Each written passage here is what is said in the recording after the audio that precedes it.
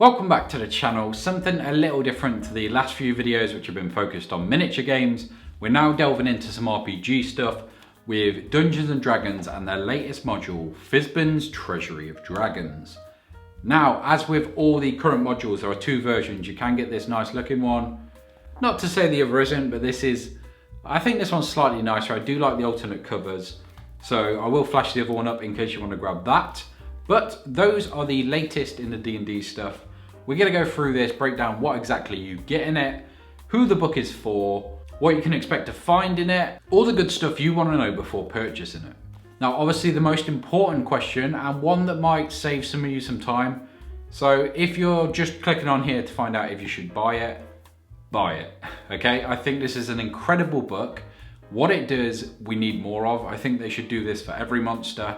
But if you want to know some of the stuff in it, in the more in-depth stuff, let's get into this. So if you're a player, I would say this probably isn't a book for you, which goes against the first part, but I would say probably like 20% of this book is actually for players. It's actually for new races and classes. And I do think the races and classes they add are interesting. It does add something unique, but I wouldn't say buy this book just for that. If you desperately need this stuff, maybe convince your DM of picking it up. Maybe get them it for Christmas. Kind of a sneaky move, but roll deception with disadvantage. Other than that, I do think it adds some very interesting stuff for characters and stuff you can give your players, such as special dragon items or magic or stuff that is very unique to dragons and would fit into a dragon campaign. The dragon magic adds some interesting stuff. You can summon draconic spells or effects or even dragons themselves, transform yourself into them.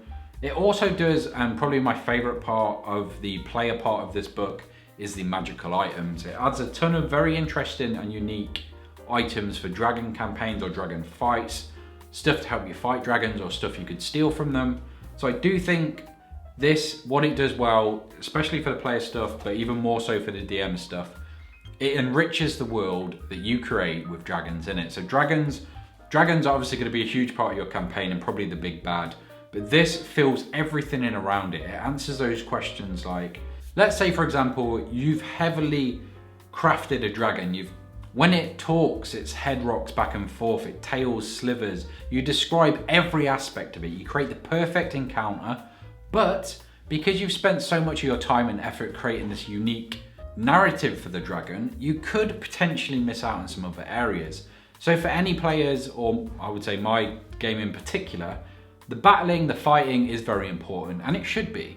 So stuff like this in here, you do have designed layers which you can just throw onto your table. I think that's why this book is so good.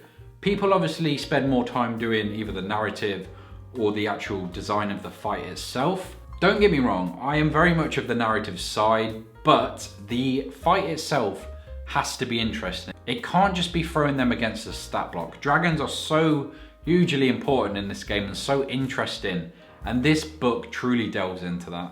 If you can't tell, I'm a huge fan of this, and it's a massive thumbs up from me so far. As always, let me know in the comments if you've read anything about this book or seen it or you've got it yourself, what you think about it, what you think the good parts and bad parts are. As always, the most important part of these videos are you guys and your thoughts and sharing them as a community, so make sure you drop them below. So in the next chapter, after the player stuff, after the magic and items and things like that, we get dragons in play, and this is the real area for DMs. What this does is it gives you a ton of tables, so D20 and D10s, where you can roll to give the dragon a bond or mannerisms or flaws and secrets. There is literally pages full of this stuff, maybe goals or even name elements. Different goals and elements for different stages, so wormlings and young and ancient. Then there's origin of the dragon eggs, half dragons, undead dragons. There is so much in this book just rammed into it. I do think D&D would be so much more accessible if every creature had this. I know it's overkill and most players can't afford to buy all of these books when they start the game. But if they know they're going to run a dragon campaign, I would say this is almost more essential than the player's handbook. Right, I might regret that slightly. Maybe not that essential, but it's all in our minds. So if we can create this unique world in our imaginations, all of the other stuff is almost, I don't want to say irrelevant, but this is D&D. This This is why I play the game. It's for these small moments, these small mannerisms, these small parts of encounters and how the creatures work and how the players deal with it. It's these smaller parts of D&D I love. And this book just reeks of it for me. It is just lore. You can find information on dragon organizations, cults, shape-shifting. There's even roles for Cult of the Dragons or Chamber Adventures. This thing is absolutely full of anything you're going to need to run a D&D campaign based around a dragon. Now, one area for me in particular that I struggle with is the layers. Now, it's difficult because I do want to try and plan this stuff ahead of time, but I think the layers and where the fight happens and the hordes is so difficult to do. When I think of stuff like Smaug and his horde, I know I shouldn't compare to one of the greatest fantasy writers of all time, but it's hard to. It's what we see, it's what we compare ourselves to. It's just so hard to create that. So the layers and horde section is one for me. It's one I'm going to be spending more time reading. I should say I am currently in the middle of creating a D&D campaign based solely around dragons. So this has come at the perfect time. And I thought everything was so well designed, which I had made. This has really changed my perspective on creating D&D encounters, setting stuff up, and more importantly, the stuff leading up to these big battles. There is so much in here, like the effect the dragon has on towns and the terrain in the area, how wildlife looks scared and it fears areas. There's so many little bits you can take and make your campaign so much more interesting. Complete tangent there. We are talking about hordes currently. So there is a ton of stuff. So you can roll and it tells you what ancient dragons would have as gold and items and magic items, but also stuff afterwards. So let's say they steal something. There's curses for hordes, there's breaking horde curses, horde magic, so many things just to follow up on after the dragon's been defeated. For example, coin origins. That's something you might not think of. Obviously this dragon has taken those coins from somewhere, and that somewhere is probably going to want them back. There is literally pages and pages full of this stuff here. But as much as I've rambled on and gone into detail and said how much I love those previous chapters, my favorite has to be the Dragonomicon. And that is because it goes into each dragon in detail. So you've probably seen online, you've probably seen in other videos, Gemstone Dragons are a thing now. So we've got the Amethyst Dragons, we've got Emerald, all of those guys. It goes in depth on everything you need to run it. So you can just come to this section really, or a quick flick through. So for example, the Amethyst has got creating a dragon, and then it's got a D8, which you can roll and take some of these things from. It's got the dragon's ideals. It's got an adventure hook. It's got the young versions. It's got the ancient versions. It's got layers designed on the page, which you can just print off and play. And all of this is specific to the Amethyst dragon. So each dragon is going to have this.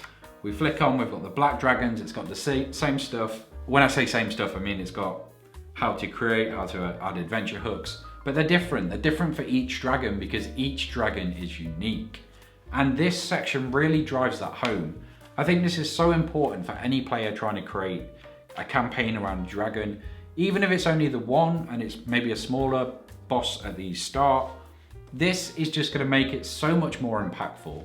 And I would say is a must buy for most DMs, but it's an instant buy if you're planning to run dragons. I honestly think I could sit here for hours and read through this. I'm not gonna, obviously. Go out and get it yourself if you do want it. I don't want to be giving all the secrets away online because I don't think that's fair to the creators and how much effort has truly gone into this book. So I would say if you're and ahhing, it's definitely one to grab. And then even then, I mean, you think you're finished, it finishes with like 50 different dragons. So you've got the aspect of Bahamut, you've got the aspect of Tiamat, which is my favorite dragon. It's one of my favorite creatures, not just in D&D, of all time. I absolutely love this thing. I still remember the old cartoons.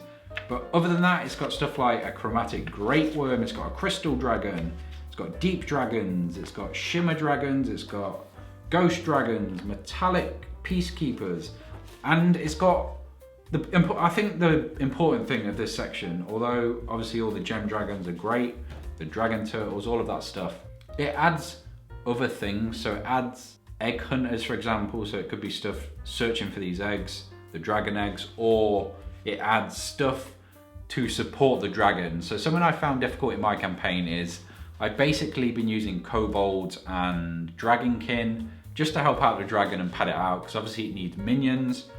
So adding those in here is perfect. It is literally what I need for my campaign, and I think a lot of people out there are going to feel the same.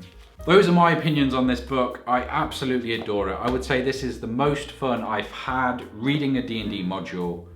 There's just so much in here so we can create our own. It's not telling you what to do, it just fills you with ideas, makes your story and lore and campaign so much more rich. And that is what's important in D&D. If you've enjoyed this episode, if you want to see more D&D stuff, if you want to see more miniature stuff, make sure you subscribe below, leave a like, and let me know what you think of this book. Most importantly, what are your thoughts? What are your uses for it? What do you think it fails at? What do you think it succeeds at? Let me know in the comments. But until next time,